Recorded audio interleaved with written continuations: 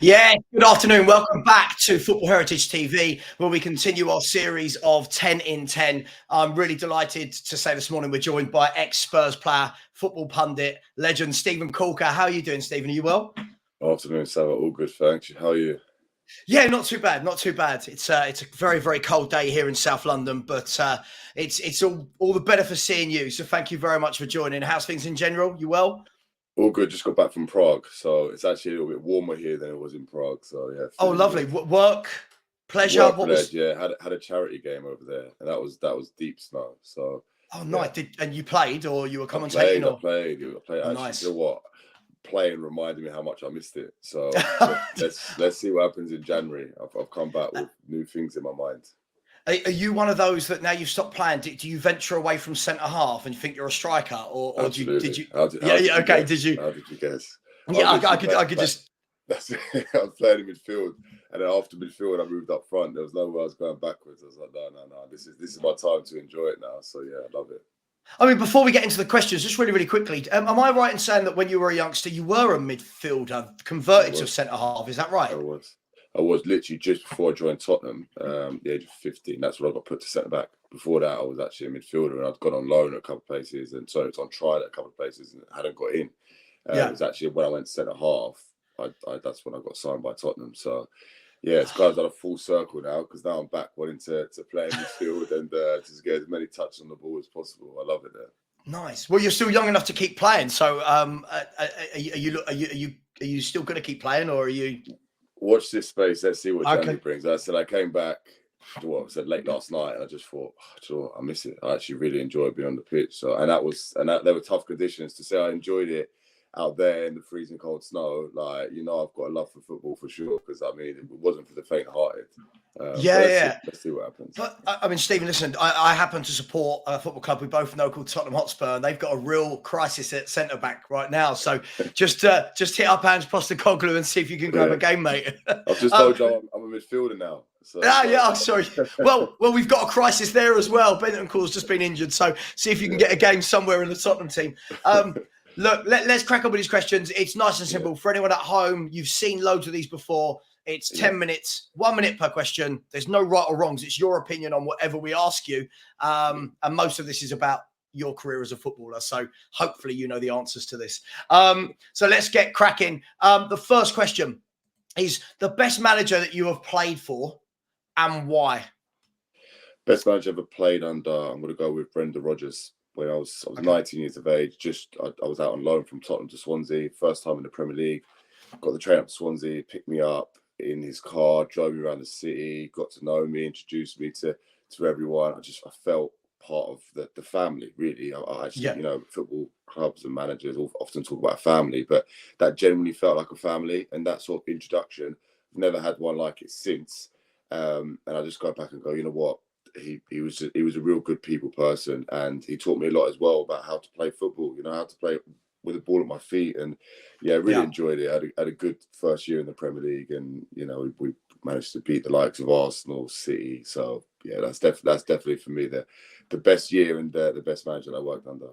Yeah, a good manager. I think gets a lot of bad rap. I think he's a very good manager that probably quite unlucky to not win the Premier League with Liverpool back in the day. So, okay, no worries at all. Stephen, you played for England. You've got 100% record. You've got one game, one goal. You probably get asked this loads being a pro footballer, and the rest of us dream of playing for England. Well, not my age now, but we dreamed of playing for England. You did. What was the feeling like? Not only scoring, but playing for the national team. How did you feel in terms of pride and excitement, and what was all that like?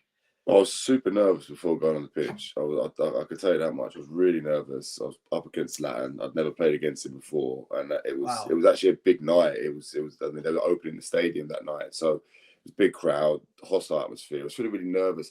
Did I feel the immediate pride? No, it's something that I look back on with pride. Actually, it's something that I look back on, and probably at the time I took for granted. I was playing for Tottenham at the time, and we had the North London derby on the weekend against Arsenal. So it was more just like on to the next one, because I picked up a knee injury during that game. And it's like, so after the game, it's like put the ice on, speak to the physio back at Tottenham. We had to fly to Barcelona to try and get me fit in time. Didn't quite work out. So I just want to give you that kind of insight. Actually, that's more what it's like as a footballer. You know, you finish the game on the Wednesday, you've got the North London derby on the Saturday. You know, they're sending you to Barcelona in order to try and get fit. So I actually missed the game on that weekend. So that was kind of what takes over. But certainly Saturday today, I definitely something I look back on and go, wow, what a moment. Something I'm definitely proud of. I'm guessing when it's your job, I suppose from a fan's point of view, it's like every day as a footballer must be super exciting. But I'm guessing when it's your job, it's just kind of like, right, next, keep going. This is what it is. It's intense, right? And right. there's all, I mean, first of all, you've got the challenge of getting there, then you've got the challenge of staying there. So unfortunately, I never stayed at the top for as long as I've liked, and I've got huge admiration and respect for those who do. We're talking about people that did. Sorry, just this isn't one of the questions, but you did mention Zlatan. Not short on confidence, Mr. Ibrahimovic. Is he as good as, was he as difficult to play against as he looks as good as he is on the TV? Yeah, but honestly, he was top player. Like, and I mean, there are some players I'd say there's a lot of smoke around them, but actually on the pitch, you're not 100% sure how good they are. But Zlatan is not that guy. Like, he really was. I mean, he's quicker than what he comes across on television, strong as anything, and obviously technically a very, very good player. So, no, credit where credit's due. He definitely lives up to his name. Yeah, he knows it as well, doesn't he? I love Zlatan. What a player. And still in physical peak condition at like the age of 50 or whatever he is now. I love it. Nice, easy one. The next one, Stephen. Who's the best footballer you have played with and why throughout your career? For me, it has to go to Gareth Bale. I have to give the honour to Gareth Bale. Just, I mean, that year, he was insane. What would it be, the 2012, 2013 season before he went to Madrid? He was just incredible. I mean, the amount of games he saved us was frightening. You know, like, well, the team did well. We had a decent squad that year, but it wasn't nothing amazing. And he carried us through. He was exceptional. Can I just ask, off the back of that, you know, as fans and especially as YouTubers, we're constantly talking about transfer speculation and this, that, the other. When a player like Gareth is playing that well and the whole world is watching, do you guys as his teammates kind of know he's going to leave? Even if he doesn't say it, do you sit there and think he's going? Someone's got to come and snap him up? Million percent, yeah. Yeah, okay, Yeah, we all know, like, we could probably tell even before the media starts, you could tell, like, okay, this guy's going places. And I'll give you one example of that, just very, very quickly. As you're a Tottenham fan as well, Moussa Dembele. I just knew, like, I mean, what a player. What one of the best players I ever played with. Like, one of the most underrated players I ever played with. And it's like, he never got the media hype, but I can clearly see why he went on to go and make money in China, because if you know football, you definitely value him as a player. He was different, wasn't he? Like, just like this is one of the things I hate about 2023 and football in general is stats. And people always go, "Oh, he didn't really score a lot or assist," and you're like, watch him. Like, he was just different. He was amazing. Loved him. Stephen, throughout your career, you've played for a few teams. So which club do you think you played your best football for? Again, it'd have to be Swansea. It'd have to be that year in the Premier League when everything was fresh. Was in a good place mentally, and I just loved my time there. You know, I would say that's where I played my best football. When I came back to Tottenham that year, I'd say the pressure was probably starting to cripple me a little bit, and I had some moments, I had some decent games, but I didn't perform to the level that I knew I was capable of, and that's why I never played as many games as I'd like to. So I moved out of the team, and that's where the frustration kicked in. So I would go back to that year at Swansea. If I could relive any year, that would be probably my favourite year. Yeah, I remember that 3 or 4 year period for Swansea across a couple of managers where they just played some lovely stuff and everyone loved watching Swansea play. Seem to remember Michu in and around that point, scoring a lot of goals. Yeah. Good team. And they won a cup as well, if I'm not wrong, during that time, didn't they? They won the League Cup. The League Cup, Carling Cup, whatever it was called back then. Yeah, they won that one. So it's a crazy time for the club. Wow, fair enough. Moving on. Not sure, you can give me a couple if you like, but who's the greatest player in your opinion to have played in the Premier League? You can put whatever metric you want on that. Tough question. Yeah, really tough question. Who am I going to go with? I guess I'd have to give the title to Ronaldo. I'd have to just. I mean, if you ask me the obvious question between Messi and Ronaldo, I'm going to go Messi. But Messi never played in the Premier League, so I'd go just for what he's achieved for such a long period of time. Going back to what I touched on before, to sustain it for that many years. Yeah, I have to give him the credit. But there's been so many good players. I mean, the best striker I ever played against in the Premier League would be Aguero. Absolutely incredible. Obviously, my old teammate Harry Kane came through the youth team with him. You know what he's done in the Premier League, what he achieved. I believe what he will still achieve in the Premier League. I'm sure he'll be back, one day. So you reckon back at Spurs or just back in general? Got to be back at Spurs. Back at Spurs. He's Tottenham through and through. So I mean, there's so many, but as I said, just for what he's achieved in the game, it has to be Ronaldo. And did you play against Henry?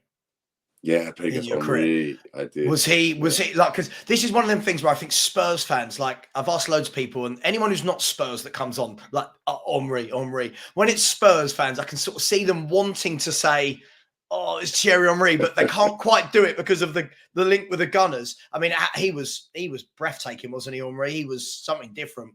If I'm honest with you, he was like my idol growing up. Like he was someone I just like looked up to. Was like he's just something special. Like what he really was, just the way he played football. He had such a charisma about him. So I was fortunate enough when he came back from America on loan to play against him, and we beat Arsenal that day, beating 3-2, and he came on as a sub. And I remember asking for a shirt about 10 minutes into him coming on the pitch, and he was like, just looked at me, he's like, your guy's just taking it already. I said, who? He's like, Ashley Williams. He'd asked for it this first second. Oh, no. So I was speaking to Ash after the game. I was like, man, we're winning 3-2. It's like everything to play for. But the first thing in his mind is I had to get that shirt. So he had 10 minutes in front of you.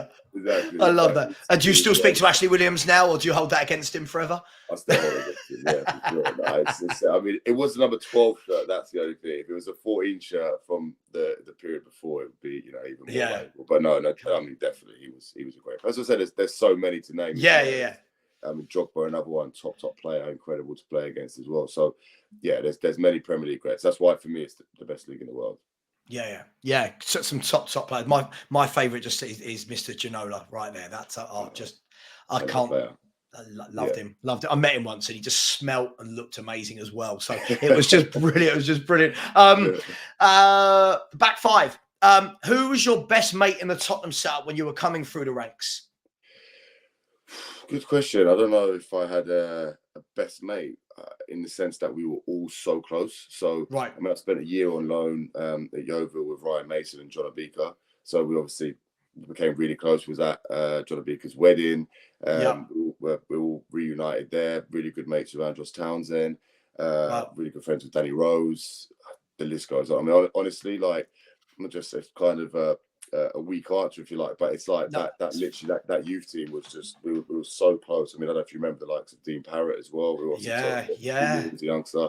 There was just so many good guys, and we had a bond like no other, which is why I believe that we produced so many players. Like that was an insane period of time for a club to produce that many players. Like there's not many teams out there who can boast such a record of having that many players go on to play Premier League, play for England, play everywhere. So just that was a special time. Was Tommy Carroll part of that setup as well? Was he in and around there? Yeah, because I always remember looking and thinking, God, this boy can play. Like he had really good feet, and he's had a good long career, hasn't he? Yeah, Tommy Carroll, top player, Alex Pritchard. Alex Pritchard, yeah, this guy. The reason why, I mean, they both come to mind. They're both small, similar players, And I mean, Tom Carroll, he had to actually play a year down. So when he was under 17s, he had to go down and play under 16s because of his physical presence. They wanted him to build it up, and it's like, you know what? You look back now, like he took down the chin. He went and grinded in order to do that, and I'm so glad he did because what a talent, And he when he came and broke through into the Premier League, he was really, really good. So yeah, another good guy, really funny actually, really, really witty. So lots of good guys in that dressing room. Oh, nice. Here's one. You talked earlier about you just come back from Prague and playing, etc. What I want to know is, would you ever consider management? And depending on your answer, why or why not? Is it something that interests you, or is it, oh no, that's just all too much stress? And what's your? I could answer it easily. Absolutely, I would love to be a manager. My actual goal is to be one of the youngest Premier League managers. That's for sure. That's kind of why I've spent the last 6 months just like not sure what I want to do, not sure what I want to play. I kind of was looking for that player manager role at non-league level to go in and step in there and sort of like build some credibility, get experience. That's hard because you kind of need the experience in order to get the job even to begin with. So that's been kind of challenging over the last few months, like looking at different options there, having conversations. I've just completed my B license as of last week, so that's one box ticked off, and now I need to do my A. So now I'd love to be a manager, and the reason being is, for me, like one thing that most managers miss, I'm not going to say every manager, but most managers miss, is the emotional side of the game, the emotional understanding of their players. And for me, it's something so basic as communication, something so simple as communication that, believe it or not, so many managers seem to get wrong. And it's like, that's where most of the change room breaks down. And it's like, when you see that change in form and because teams are always going to go through good and bad dips, right? But it's in those bad moments that you need a team that buys into you, that likes you, that you're communicating with. You need the 14 players that don't play every week to be, on your side and believing in you. So that for me is just something that I would really take seriously, and I just believe that I have that natural ability to connect with people. So I want the opportunity, but first of all, I need to, as I said, go and earn some credibility, and also learn the tactical understanding of the game. Because if you're going to get to the Premier League, tactically, it's tough, right? I mean, you see how smart they are. I'm guessing that's a tough thing to break into, right? Because you need a chairman that says, yeah, I'm willing to give this young guy a chance. And player managers, there's not many of them about anymore. I remember there used to be quite a lot. Not loads, but I remember growing up, like Glenn Hoddle was a player manager, Ruud Gullit did it, all this.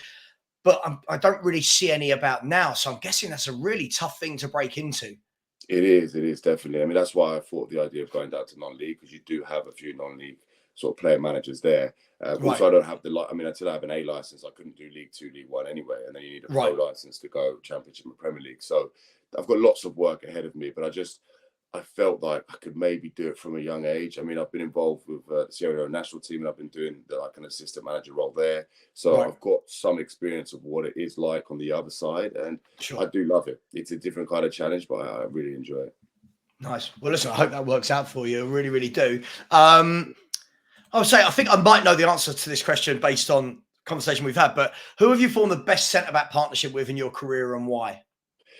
I don't think you will know the answer, because I'm going to say a player called Savva, who I played with in Turkey. And I thought you were going to say Ashley Williams, just for. No, that's fine. I'd throw a different name in there. Probably Savva. He's a Greek international. Mm-hmm. We just clicked, and we had a really good 2.5 years together playing in Turkey. And it was, we were a fairly small club, and we finished top 5. We went to Europa League. We was in the cup finals of the League Cup. Everything was great, and we just had that connection. That was a really good time in my career that I actually, I found the love again for football, because, as I mentioned earlier, I had my difficulties, from sort of when it started, let's say, it started before Spurs, but that's when they really started to come to light. And then things got a little dark before they got better, and it was in Turkey that I regained my love for football. So I would say that 2.5 year period at Angepostecoglou playing with Savva, I loved it.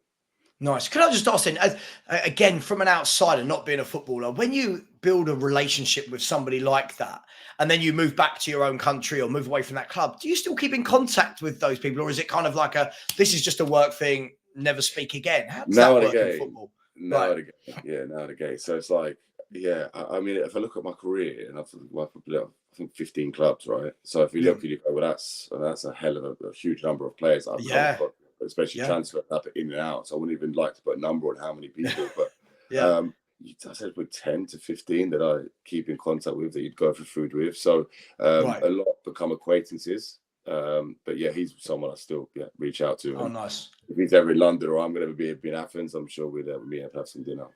Nice. I'm half Greek, so big up the Greek centre halves. Well done. Last 2 questions. If you could get rid of one thing in football right now, what would it be? We've been asking everyone, and we've had so many different answers. But really, VAR for me. VAR straight away. I'd go. Thank VAR. you. It's changed the game. It's just it's awful. I just don't see the. Well, I know you could argue there are benefits, obviously, the fact that, you know, they can review it and they get most decisions right after reviewing it. I agree. But for me, it just slows down the game and it takes away the sort of like the natural side of the game, the natural flow of the game. I mean, how crazy that fans celebrate, players celebrate, and then a minute later, 2 minutes later, 3 minutes later on occasions, they're still stood there waiting whether to know whether it was a goal or wasn't. Yeah. I watched a championship game the other day and the linesman and the referee, I think, got 99% of decisions right because they were trusting their instinct. They couldn't rely on VAR. And it's like, since VAR's been introduced, I feel like referees have gone backwards. So I would like to go back to people trusting their instinct. And if a fan celebrates, it's because a goal has been scored and there is no second chance. That's the goal. Do you know what? I remember when they brought it in and it was meant to be for clear and obvious. And we're thinking, okay, well, that might clear a few things up. Now, as a football fan, it's so frustrating because every time there's a goal, you just look around, don't you? You look at the linesman, you look, all the players are going VAR, and it's just absolute madness. And that's why I like going. I live near Dartford in their Conference South. You go down there. I don't support them, but you go down there. Brilliant atmosphere. It's either a goal or it's not. You know, everyone moans, and then you get on with it. But VAR in the bin. Absolutely, absolutely. And the last question. If you could pick one centre back from football history to play with for a season, who would it be and why? Any centre back that's played the game. Ledley King. Most definitely Ledley King. So, I mean, I got to train with him as a youngster, but I never got the opportunity to play with him. For me, the best centre half in England. I mean, and I was fortunate enough to play with Rio, played against John Terry and a couple of others who have obviously been in that bracket. But for me, Ledley King, certainly of my era, our era, Ledley King. What a player.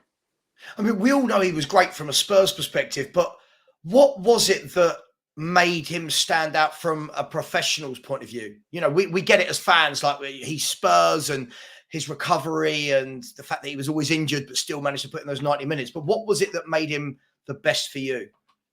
Well, actually, all of the things you just mentioned. Firstly, from a professional perspective, how someone could not train for 4 days of the week, do something light on a Friday and then get MOM on the Saturday. That's just, I mean, that just puts all sports science in the bin, you know. Sports science is like taken over football, but you're kind of like, wow, he just defies all odds. So that's certainly one side of it. Also, the fact that he was both-footed, you know, it's very rare to see a centre-half as both-footed him. He could drive out with the ball, loved his crunching tackles, and was a leader in his own way, you know, very quiet, very humble. So I really like him as a person, and I think that, you know, when I like someone as a person, it makes me think they're even a better football player because, you know, some players are not so humble, but he's, you know, a really humble man. And I just love his story, and I love the fact that, you know, he's at Tottenham for so long, and great example for many to follow. Yeah, absolutely. I mean, Stephen, I'm just shocked that he didn't get more England caps. I know you had Terry, you had Ferdinand, who had that partnership, but I seem to remember, was it Euro 2004? I want to go with. I think Terry or Ferdinand were suspended for the first game against France, and King pocketed him. And Henri said that was his toughest match. And then the next game, King's on the bench, and you're like, what are we doing here? But listen, what a guy, what a legend. And Stephen, listen, thank you so much. Really appreciate you giving up, slightly over 25 minutes of your day. Really appreciate it. Listen, I wish you well in whatever you do, whether it's punditry, management, back playing, and thank you very much for your time. More than welcome. I wish you all the best. Thank you very much, everybody. Thank you very much. Thanks, Stephen, for me in the comments as well. We'll look on and see what he does in his career. And please smash the like button. Please subscribe. And as always, come on, you Spurs.